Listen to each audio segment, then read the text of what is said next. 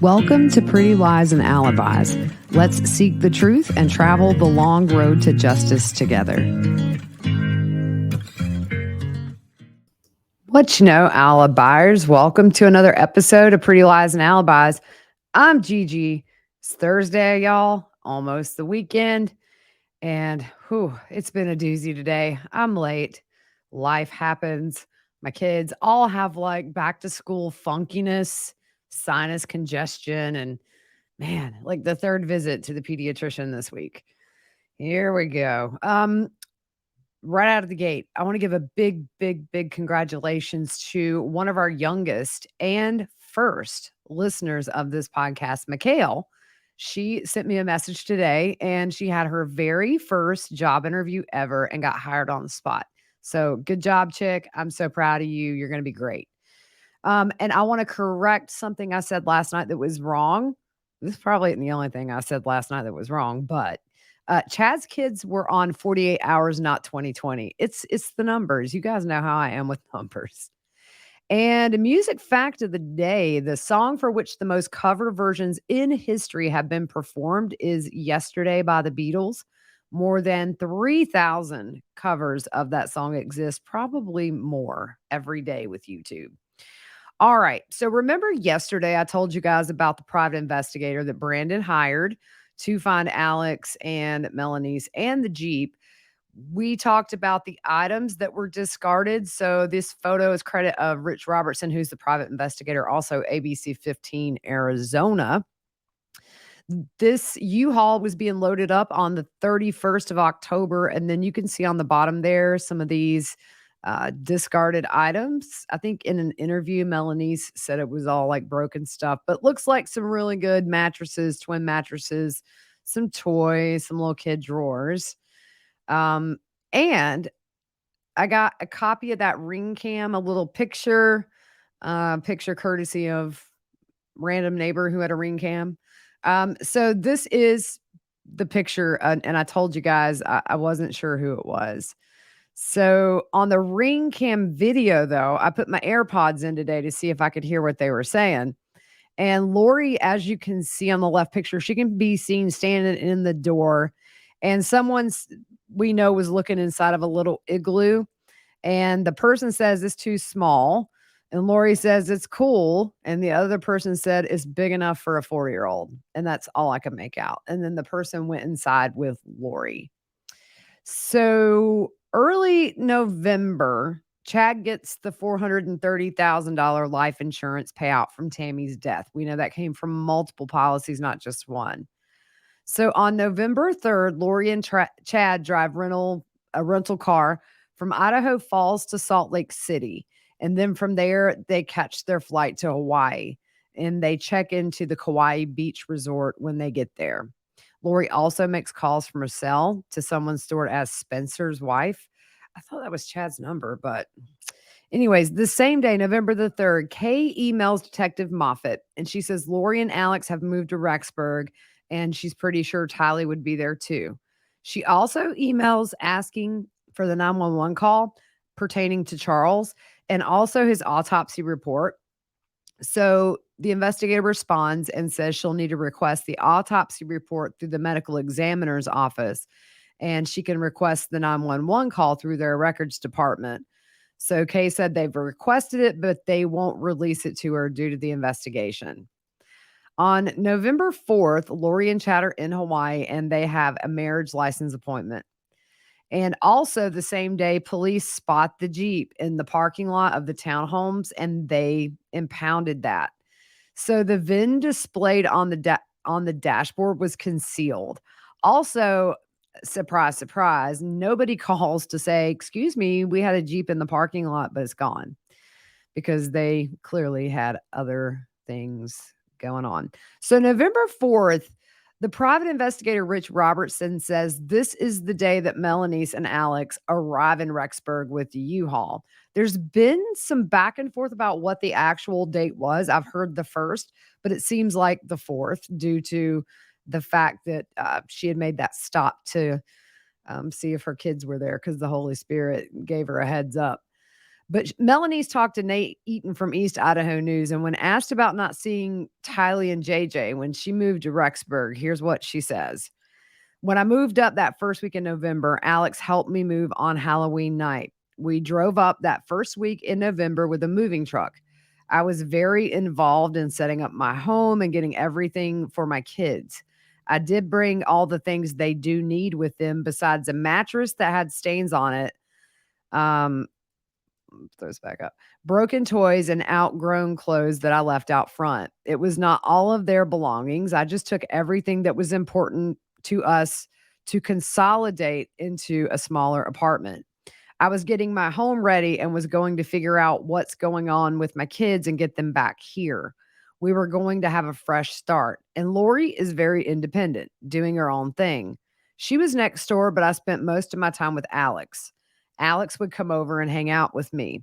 Those days were hard and teary, missing my kids, and he would come over and lift me up. So if I saw Lori, she was still moving in and getting situated, so I didn't spend a lot of time over there. I did see some of their things. She had a room set up perfectly for Tylee and JJ, and it didn't seem strange to me. I knew the threats she was getting from Kay Woodcock and from others, and I guess I didn't ask questions because I knew that history. I knew what was going on, and in my own head, I'm trying to find out where my own kids are. So the same day, police knock on her door. And Nate from East Idaho News asked when was she first aware there was an investigation and that Tylee and JJ were missing. And she said, I'm foggy on this date, but Rexburg Police Detective Hermosillo and another gentleman had come to my door while I was moving my stuff in. So it had to have been in early November, I guess the second week in November. I get a knock at the door and I open it and see police, and I'm jumpy because what is my ex up to? What's the next thing? Are my kids okay?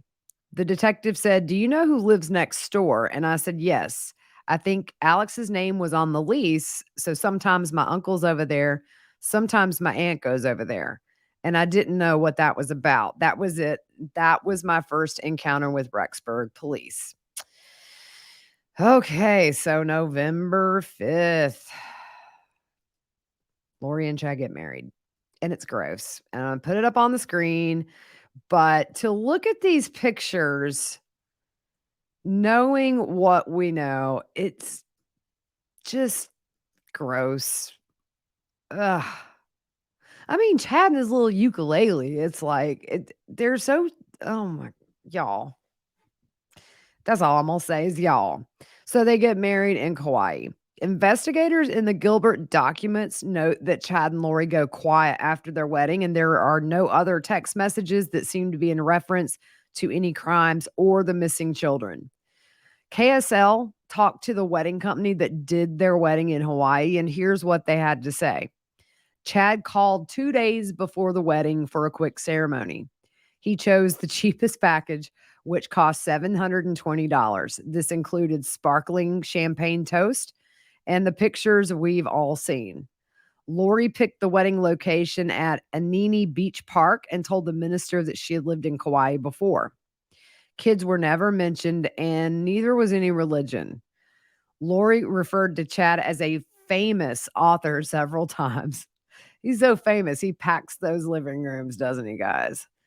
The minister said Lori acted more like a giddy teenager than a grown woman. And once word of the missing kids hit the news, the minister was so disturbed by it that he had to go to therapy for months.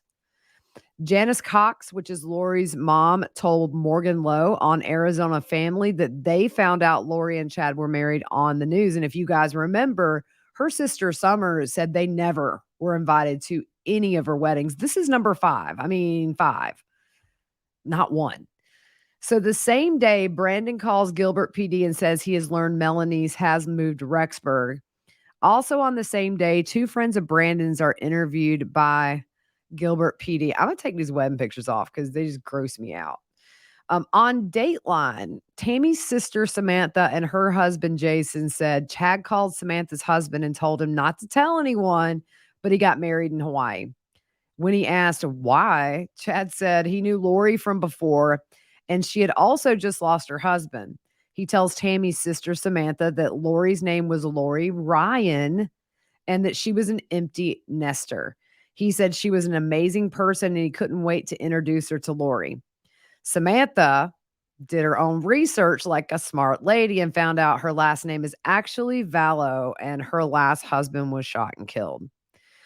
So, a friend of the Daybells told East Idaho News, we were talking about how his family is doing, and one of the kids had told this person that Chad got remarried. The person thought it was a joke and he kind of laughed about it afterward. And he said, "No, I'm serious. My dad went to Hawaii on a business trip and met a widow, and they just got married." The friend wasn't sure how to respond and sensed that Chad's kids were not happy that he had remarried. Remember, Tammy hadn't even been murdered a month. I believe it's like 17 days. So Gibb also told Nate Eaton, "What did you think when you found out Chad and Lori quickly fled to Hawaii?" And she said, and he asked, "Didn't you find out because she sent you the wedding photos to your email?" Gibbs said, "I knew that they were going to be married like as soon as she passed away. Their whole goal was to get together because they expressed to me many times that Tammy would be okay with this as she passed on. She had a mission to fulfill on that side. So they both felt that that was where she was supposed to go." Lord in heaven, again, she knew as soon as Tammy was gone, they were going to get married. So Colby told Dateline May of 2020, "I saw the pictures of them and just the dancing and just knowing that they are there alone. Both of them having so much family and there's no words for it." Also on that same episode, Keith Morrison asked Melaniece about the remarriage. And she said, "I can't answer why they got married quick. I don't know if both being able to share that common ground of being a recent widow. I can't speculate. It's fast, but I can't." And Keith Morrison says, "And a very recent widower. I mean, my Lord." Can you imagine Keith Morrison saying that? I wish I could put that clip on here. And Melanie said, "Yeah." So Keith Morrison said 2 weeks after his wife died, Chad married. "You think that was planned somehow, wouldn't you?" Melanie says, I know in the our faith sometimes it's really fast. If you know and feel right about it, there's no sense in dating around with tons of people."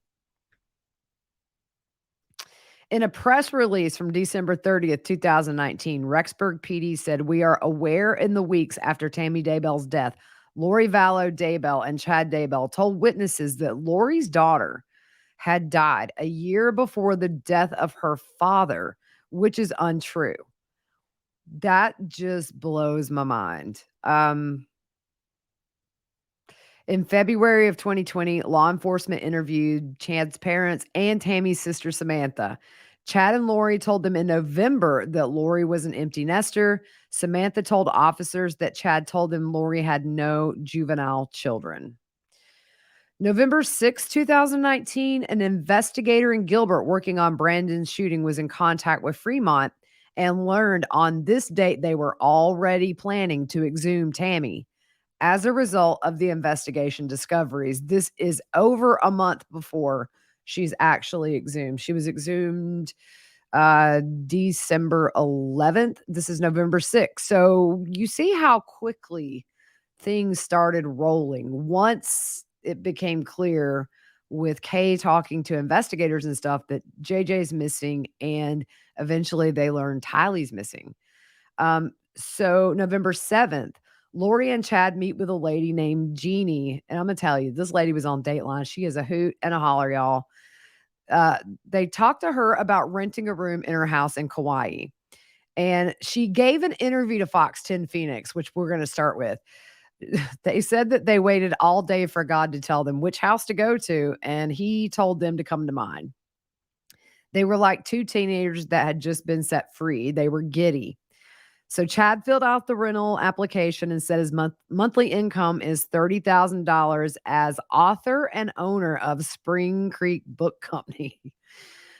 We know he was making $2,000 a year doing that, and Tammy was the one putting the food on the table. But when you murder your wife and you get that insurance money, maybe you can say you're making 30,000, but you ain't doing it as an author, dude. He wants a move-in date of November 9th and lists Lori Daybell, my wife, as his emergency contact. Now, she also told Dateline they told her they needed a room right away. And he said he was an author looking for a peaceful place to write. When Chad and Lori were leaving, Lori turned to Chad and said he was a prophetic guy, a healer, and someone you would come to if you needed anything. So this lady Googled Chad's name and finds out about Tammy dying literally 2 weeks earlier. So she texted Chad.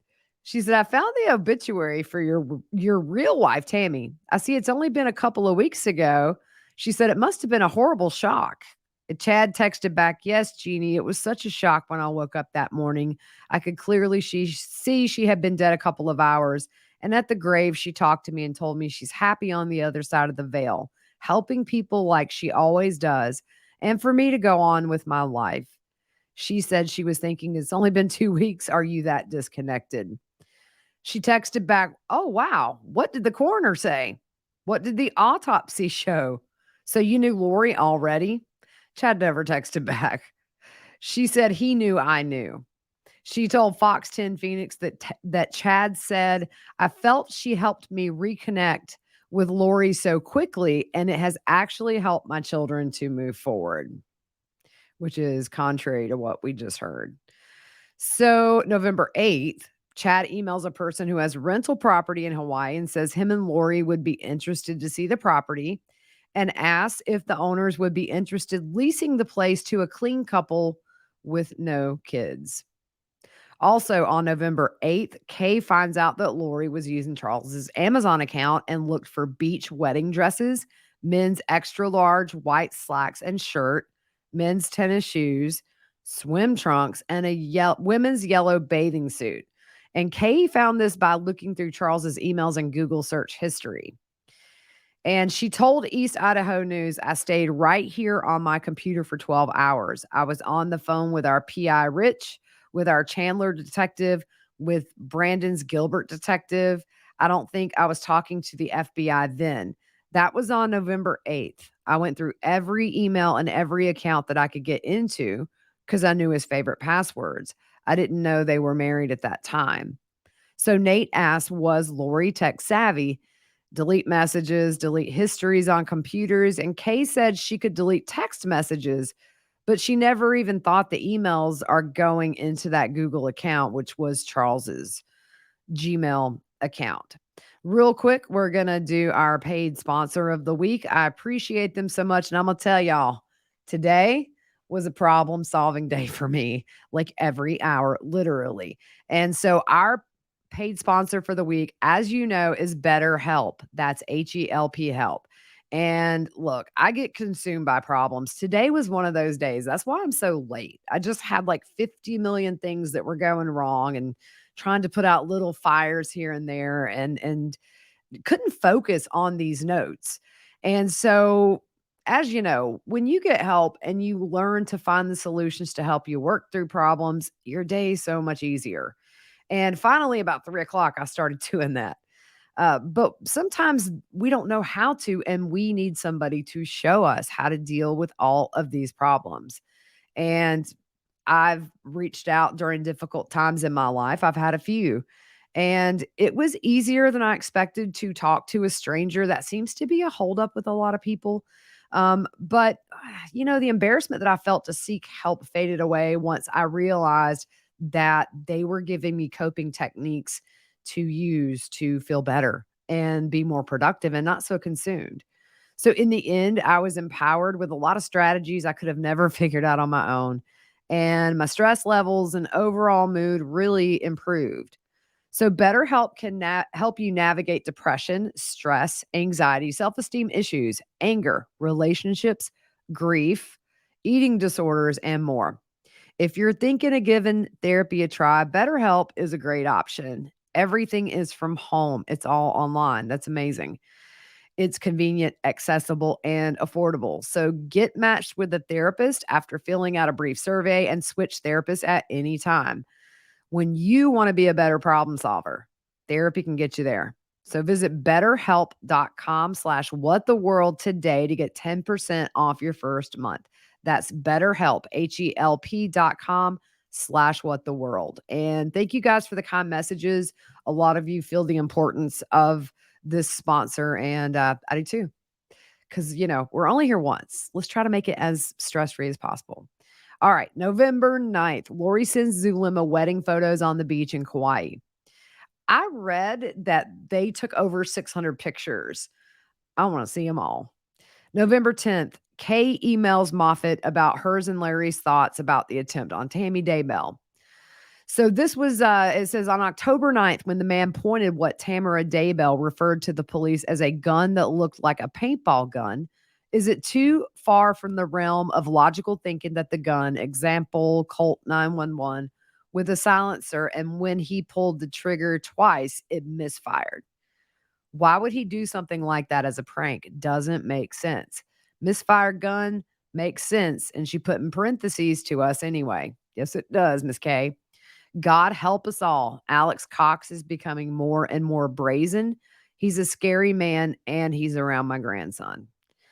And then she tells Detective Moffat about the search history, but the most unusual search for her was a coffee press because neither Charles or Lori drink coffee. She said perhaps Chad does. We look forward to hearing from you, Kay. So on November 11th, Lori's iCloud pings as using Tylee's AirPods.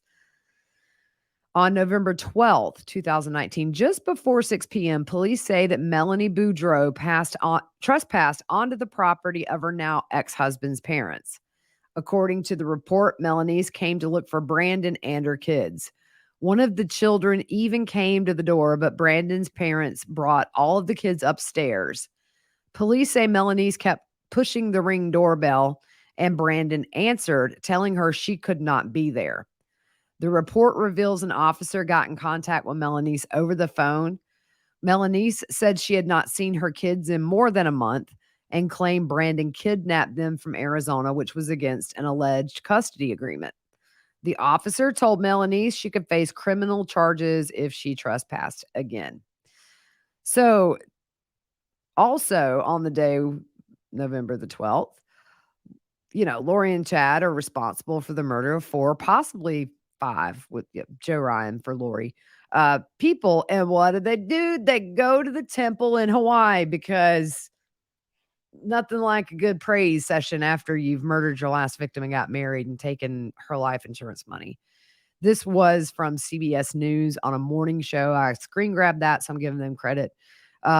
They did not have a clear shot of their faces that I could find, but there you go. Lord, these people. November 14th, November 13th, Kay emails Detective Moffat. She says they've met with the social worker who handled the adoption for JJ, and the lady advised how they can get in a position to help themselves get custody of JJ once Lori is arrested. And Kay says at some future date, I pray. She also asked for a contact in Rexburg for a welfare check on JJ and says they can be there as quickly as humanly possible to bring JJ home. November 14th, Detective Moffat sends Kay a summary of the 911 call for Charles's murder and provides her with a contact in Rexburg. He tells her that the investigator who was watching the residence had not seen JJ. So November 14th into November 15th, Melaniece goes back to Brandon's parents' house. We have this body cam footage on our YouTube. I will make a playlist on there with just that. I'm learning how to do that and try to organize this YouTube page, and I will put it there in a playlist. So come to our YouTube channel if you want to watch it. It's from a couple of different perspectives. So she was banging on the door saying that she had a court order, and Brandon's dad calls 911. So in the 911 call made by Brandon's dad, you hear him screaming, "Get out of my house, get out of my garage, get away from my door now. The police are on their way." He also tells the dispatcher that his son's wife has made threats and he didn't want her here. "She's in my garage. I'm not opening the door. I'm not opening the door. It leads to my house. If I open the door, there's going to be a problem if you know what I'm telling you." Somebody tried to kill my son 3 weeks ago, and she's involved in it." Then he yells, "Get out of my garage now. Get off my property now." So around 10:30 p.m., police arrive at the residence and say they found Melaniece coming out of the garage. Remember, she had just been warned if she goes back, she could be arrested. So I'm going to throw some of these pictures up here. Around 10:30 p.m., they saw her coming out. Police say Melanie's uncle Alex Cox drove her to the home in a 2020 Kia Telluride, which was parked nearby behind another car. I'll tell you what's creepy is if you look at the pictures of Alex on the far right, when the cop initially shines the light in the car, Alex looks a little freaked out, like maybe, guilty conscience, what all he's done. But then he starts joking with the officer, and you can see in that bottom picture, he relaxes. Brandon's relatives told police that Melaniece brought a court order saying she could take her children. That's when the report says police report says Brandon's family shut the door and called 911. And then another relative claimed she saw Melanie go into the garage. At this point, Brandon was back in Arizona. Police cited Melanie for criminal trespassing and told her to leave the property or she would be taken into custody. So we're going to go through this body cam footage because it kind of progresses into that middle picture of a mugshot. And one thing is she talks nonstop over these officers, and it's really annoying. And as soon as the officer walks up, Melaniece has a piece of paper in her hand and says, "I have a legal mediation agreement. My kids have been held out of state." The officer interrupts and says, "You're criminally trespassing." Melanie says, "I asked an officer to come here last night to do a check because I'm worried they're in danger." The officer stops her and says, "You came over here after you were told you were criminally trespassing, correct?" And Melanie's keeps interrupting, like, "I have this agreement. My order says it's my time with my kids. They're supposed to be in Arizona. I just need my kids." The whole time, the officer's like, "You're trespassing." She says, "You're welcome to look at this order. They've been out of state, out of school. My husband's lied to everyone. I'm sure he lied to the cop last night. So this is my order." And then, very familiar, "Do you have a victim's advocate I can speak to?" Remember, 30 minutes into Lori's police interview with the murder of Charles, she's offered a victim's advocate. Another officer walks up and asks where she got the order from, and she said it's a mediation order, and her husband's been hiding with them for over a month out of state, and she wanted someone to check in on them and make sure they're safe. She says Brandon won't talk to her. So the officer says, "We told you yesterday they were safe over the phone." And she says, "You said on the phone, but they're supposed to be in my custody." She said Brandon has lied to everyone, saying he has an order of protection. And she says she's never been served with anything. And the officer asked what she wanted to happen tonight coming over here. And he said, "Are you just trying to take the kids away from them?" And she said she was going to bring this copy to them and show them this is her time with her kids. She said everyone is protecting Brandon and her in-laws are nice people, but they've been lied to, saying there's a protection order in place. She keeps saying she thinks her kids are in danger. She said, "My husband has been doing a lot of things that cause her to worry." He says he was shot at a month ago and went into hiding, and no one in Arizona has seen my children for weeks, and he kept them out for over a month, something about school absences. She said she asked an officer last night to come, and the officer told her he could not do a welfare check. The officer said he talked to her a few days ago and came to check on the kids because Melaniece was there. Melanie said her phone was on speaker and she couldn't hear well. So she called the next day saying she didn't want to go over again. "Can you send an officer?" The officer said, "But you came over here anyway when we told you that you were trespassing." When she says she asked an officer to come the night before and they didn't, it's almost like she's blaming them for her trespassing. I mean, and here's the thing too, is unlike Lori, this interaction with police, they were not buying her story and they were calling her out every other sentence. Like, "You're trespassing. We told you not to come back." So she keeps interrupting, and the officer says it doesn't matter. She says, my children are probably in danger. And he says, they're in danger. You know that for sure. She said, I know what my ex is capable of. He has a lot of people working with him. And I just wanted to make sure my kids were safe last night. The officer says, you were trespassing. I asked you that over the phone if you understood, and you said you did so. And Melanie says, okay. She says, I believe with my order, I can just come get my children. I'm not going in. And the officer says, nope. The officer says you being on the lawn right now is a violation of that trespass. Melanie says, I can get off. And the officer says, it doesn't really matter now. Melanie says, I'm not trying to barge into their house. She says she's trying to be peaceful, do what's right, and what's in her order. So the officer asked if this order is from Arizona, and Melaniece says yes, they're illegally out of state right now. He's keeping them out of school. And she says she's been searching for them for a month. She said she doesn't know what else to do. She's asked for someone to come see if they're safe. And Brandon's dad probably scared them off, saying there's a protection order. We can go look everything up right now. And there's no protection order. She said she hasn't seen her talk to her kids. She has a 2-year-old, a 4-year-old, a 6, and a 9-year-old. And then she says, my husband's been doing drugs. Here's the other thing. She texted Brandon and was like, you can keep the kids in Arizona and I'll see them during the summer and holidays. It's just, the officer says this isn't the best way to go about it and to come here. Again, she said she asked an officer to see if they're safe. The officer said, we told you they were safe. And this is repetitive, but this is literally what those officers had to deal with that night. She was not going to take no for an answer. She said, I have this mediation, and corrects it to court order that says, if I know where my kids are at, I can come get them. I've never seen a custody order say that, or a court order.